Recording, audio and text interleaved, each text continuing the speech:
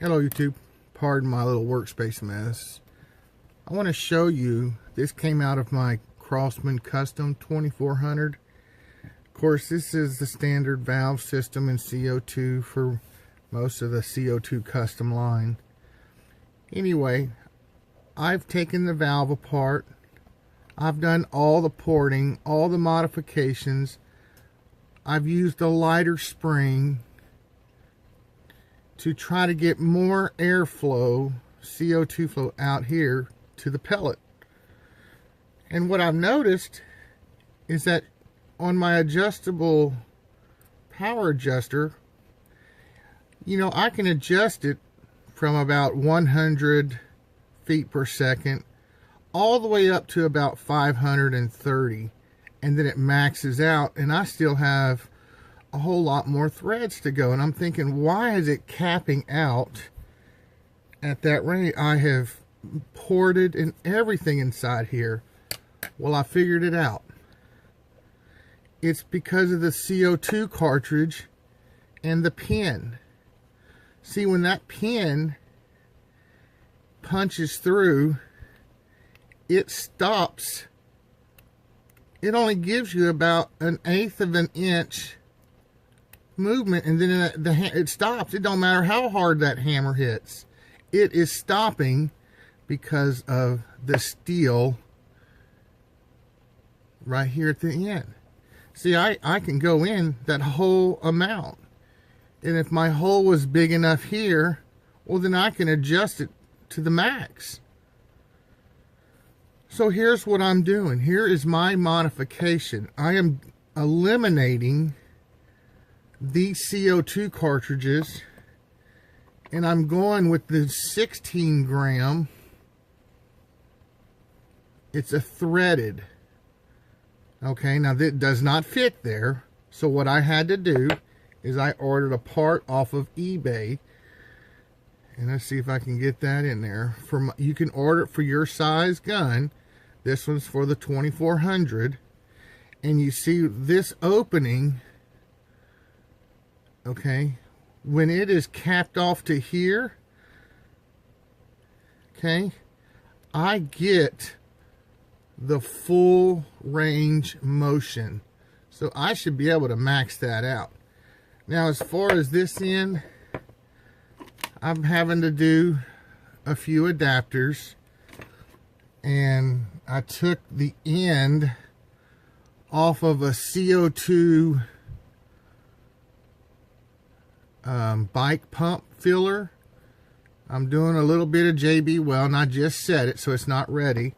But what's going to happen is I'm going to be able to thread this on. It's going to puncture the CO2 canister. And once it punctures, okay, it's going to fit like this. It's going to charge this whole line, this whole system.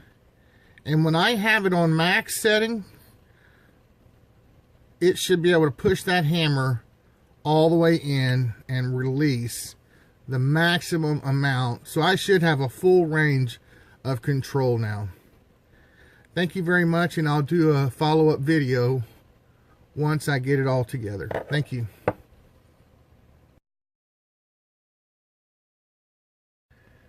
Okay, so I want to show you my first failed attempt. When I got this part in, I took the threaded, and I was so excited because dadgummit, that thing fits in there. It's a tiny bit loose, like it's not 100% thread match. But I was like, golly, if I could just stick a whole bunch of Teflon tape on there, I could get that to seal. And if I could get that to seal, then I can take a rod, a steel rod, and make it an extension that would actually fit right in here. Okay, thread that on, and if you notice, that thing would butt right up against the tip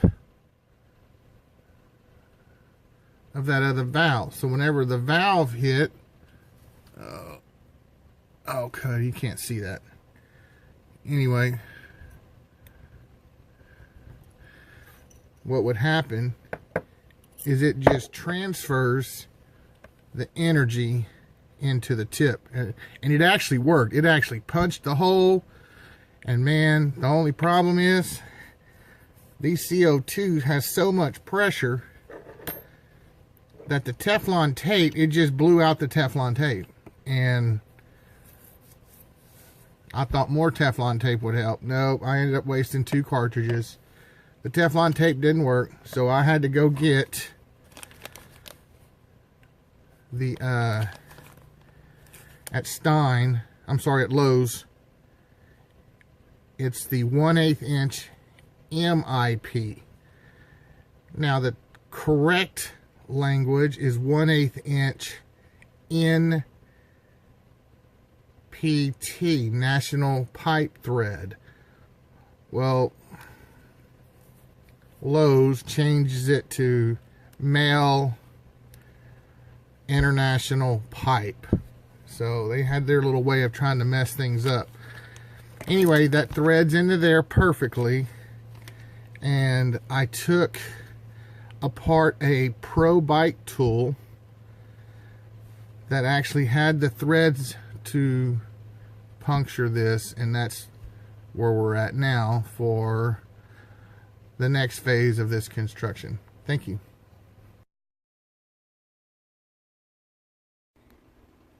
So I kind of want to give you a visual of my goal. This is the Crosman 2400. It's got the extended rod to push the CO2 cartridges against the boss valve. Well, anyway, this is the CO2 eliminator valve so that you can go to high pressure. So basically, it interchanges. And this little brass piece right here is only a guide so that it centers up with the boss valve. Okay, that's all it's for. So this is what it's going to end up looking like. Of course, it's going to have the little threaded adapter and the CO2 bike valve part with the JB weld. But anyway, I'll be able to just swap out cylinders without having to take this whole thing apart. Anyway, that's the goal. Thanks. Bye.